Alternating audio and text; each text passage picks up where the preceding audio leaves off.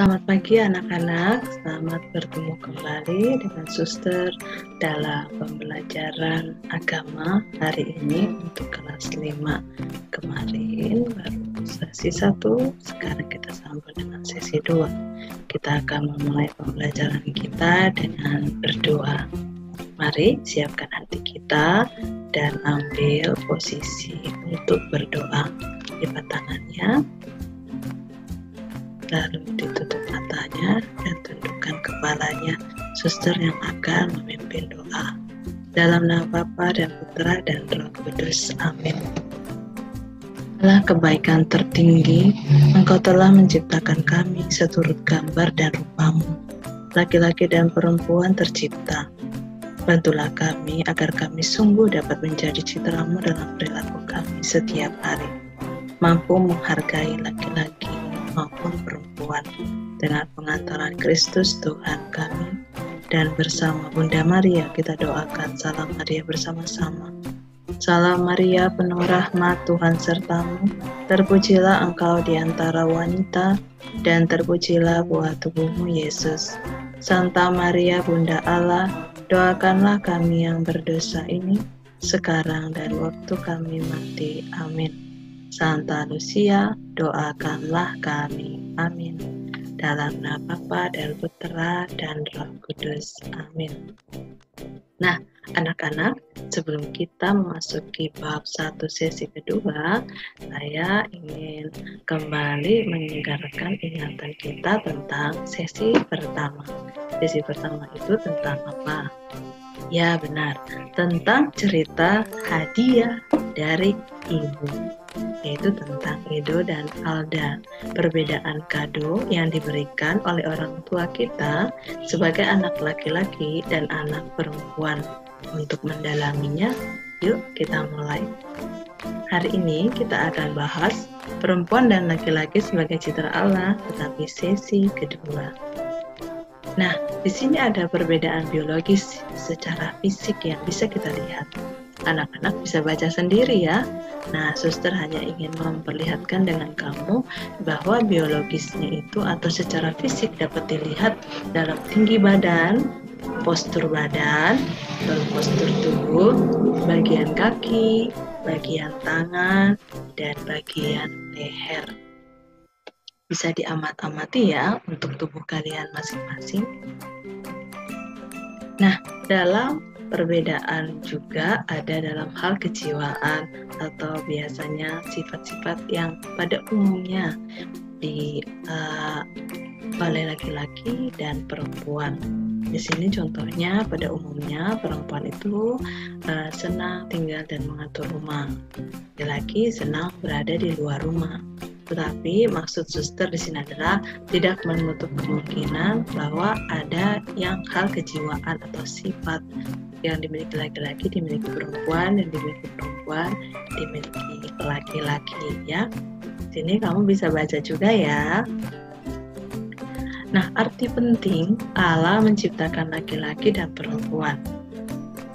Allah menciptakan laki-laki dan perempuan dilengkapi dengan kebaikan dan keindahan.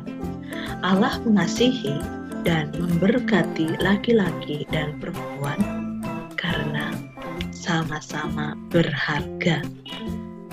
Tidak ada yang mengatakan bahwa laki-laki berharga, perempuan yang lebih berharga. Semuanya berharga. Hidup sebagai perempuan atau laki-laki merupakan anugerah dari Allah untuk saling melengkapi. Laki-laki dan perempuan dipanggil untuk mengembangkan diri semakin sempurna sama seperti Allah yang sempurna. Nah, kita masuk ke kitab suci yuk. Nah, kitab sucimu ada kan? Boleh dibuka ya. Kita buka kitab Kejadian. Suster harap kalian tahu keberadaan kitab Kejadian itu di bagian mana dalam kitab suci kita. Ya, betul. Bagian pertama dalam Perjanjian Lama.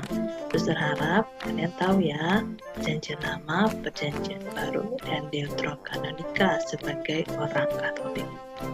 Baik, kita masuk ke dalam Kejadian 1 ayat 26 sampai 28. Berfirmanlah Allah, baiklah kita menjadikan manusia menurut gambar dan rupa kita, supaya mereka berkuasa atas ikan-ikan di laut dan burung-burung di udara, dan atas ternak, dan atas seluruh bumi, dan atas segala binatang melata yang merayap di bumi. Maka Allah menciptakan manusia menurut gambarnya. Menurut gambar Allah diciptakannya dia. Laki-laki dan perempuan diciptakannya mereka. Allah memberkati mereka, lalu berfirman kepada mereka, beranak cuculah dan bertambahlah banyak, penuhilah bumi dan taklukkanlah itu, berkuasalah atas ikan-ikan di laut dan burung-burung di udara dan atas segala binatang yang merayap di bumi. Kita mendalami cerita kitab suci tadi ya. Yang pertama, bagaimana sih Tuhan menciptakan manusia? Nah, Tuhan menciptakan manusia itu tadi ada perbedaan ya, yaitu yang laki-laki itu diciptakan dengan tanah, segumpal tanah. Yang perempuan diciptakan dari bagian tulang rusuk Adam waktu itu ya. Tapi Allah memberikan perbedaan di situ dengan maksud yang baik. Mengapa Tuhan menciptakan manusia menurut gambarnya? Manusia diciptakan Tuhan menurut gambarnya supaya manusia bisa menjadi rekan kerja Tuhan untuk melakukan tugas-tugas Tuhan di dunia, yaitu merawat, melestarikan, dan selalu menjaga dan melindungi alam dan makhluk lainnya. Dapatkah laki-laki dan perempuan hidup sendiri-sendiri? Mengapa? Nah, di sini karena kita diciptakan itu tidak sendirian, maka dalam manusia itu adalah makhluk sosial. Jadi pada umumnya mereka tidak bisa hidup sendiri, tapi mereka hidup minimal berkomunitas. Ya, supaya mereka bisa saling melengkapi dan menuju tentunya kepada kesempurnaan seperti Allah yang menciptakan sempurna adanya. Bagaimana cara manusia menguasai alam? Yaitu dengan cara dia mengembangkan dirinya, ada yang menikah sehingga dia memiliki keturunan, dan semua tugas-tugas manusia, tugas-tugas Tuhan yang diberikan kepercayaan kepada manusia dapat terus dilakukan turun-temurun. Baik, kita lanjut. Nah, laki-laki dan perempuan diciptakan menurut gambaran dan rupa Allah, meskipun berbeda secara kodrati. Kedua-duanya sama-sama berharga. Tidak ada yang mengatakan laki-laki lebih berharga atau perempuan yang lebih berharga. Itu nggak ada. Sama-sama berharga. Dan itu ingat, bahwa laki-laki dan perempuan itu memiliki derajat yang sama atau bisa dibilang sederajat. Mereka bertugas membantu Tuhan untuk melahirkan manusia baru dan menguasai alam lingkungannya. Mereka menaklukkan alam dengan bekerja, mengolah, memelihara alam supaya membahagiakan pribadi, keluarga, dan masyarakat. Ingat, menguasai bukan berarti menghabis-habiskan dan tidak merawat ya. Manusia sering salah. Manusia sering mengatakan bahwa kita kan diberikan Allah untuk menguasai alam, menguasai tetapi bukan menghabiskan atau meluluhlantahkan ya. Lalu kita bersyukur kepada Tuhan yang telah menciptakan kita sebagai perempuan dan laki-laki. Nah, dalam pelajaran ini lagi-lagi kita diingatkan sebagai laki-laki ataupun perempuan, saya harus bersyukur karena saya diciptakan, contohnya suster, saya diciptakan oleh Allah itu sebagai perempuan.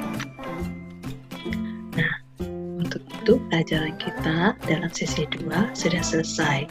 Suster berikan tugas di e-learning sesi 2, dan jangan lupa anak-anak ya, suster akan di selesai sesi 2, suster akan memberikan penjelasan lagi mengenai mulai dibukanya dari agenda sekolah ya. Ini suster akan buka agenda sekolah suster, dan suster akan